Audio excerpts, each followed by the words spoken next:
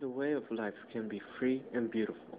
Those were the words of Prometheus, who was laid in front of me still and cold. I stared into my father's face, searching for more clues, for more strength to lead these people. There was still so much left to be done. The great revolution was still proceeding. The climax had yet to come. But I feel so helpless without my father's guidance. Now I have to stand on my own and finish what my father has started. During that sunset on the horizon, which cast a smooth orange color, I thought back when I was little. My father and I would spend most of the time learning about the concept of individualism and the word I. It felt silly, but as he explained about the world outside the forest, where a society full of fear and grief stood, their lives were controlled and dominated by everyone else. No one was able to make their own choices. They worked in a collective system where people had to be like everyone else. I couldn't believe it until I saw it with my very own eyes.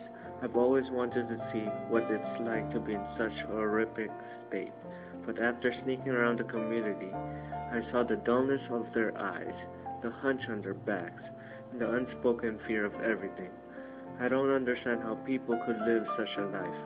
My father explained that the word I was forbidden in the community, and that anyone who tries to use it would be sentenced to death. My father and I had unforgettable memories together. The forest was open to run around and take in. There was so much to learn from nature and so many hidden mysteries waiting to be discovered. After patiently waiting for weeks, we have gathered our friends and gained their trust to bring individualism in society.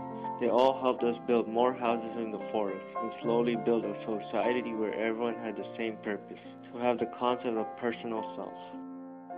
At last, my father said, "The time has come to unite, fight for what is right, and accomplish our goal. The time has come for the great revolution." His speech cried out to end socialism and rejoice individuality. Prometheus said, "But we have lost the way.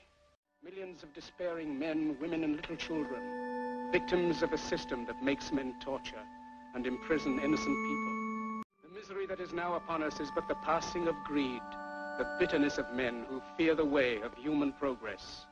Liberty will return to the people, and so long as men die, liberty will never perish. Don't give yourselves to brutes, men who despise you, enslave you, who regiment your lives, tell you what to do, what to think, and what to feel, who drill you, diet you, treat you like cattle, use you as cannon fodder. Don't fight for slavery, fight for liberty, the power to create happiness. You, the people, have the power to make this life free and beautiful, to make this life a wonderful adventure. Then in the name of democracy, let us use that power. Let us all unite. Let us fight for a new world, a decent world, that will give men a chance to work, that will give youth a future and old age a security. By the promise of these things, brutes have risen to power, but they lie. They do not fulfill that promise. They never will.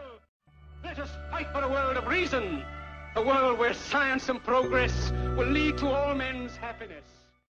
I'm sorry, but I don't want to be an emperor. That's not my business. I don't want to rule or conquer anyone. I should like to help everyone if possible. Jew, Gentile, black man, white. We all want to help one another. Human beings are like that. We want to live by each other's happiness, not by each other's misery. We don't want to hate and despise one another. In this world, there's room for everyone, and the good earth is rich and can provide for everyone.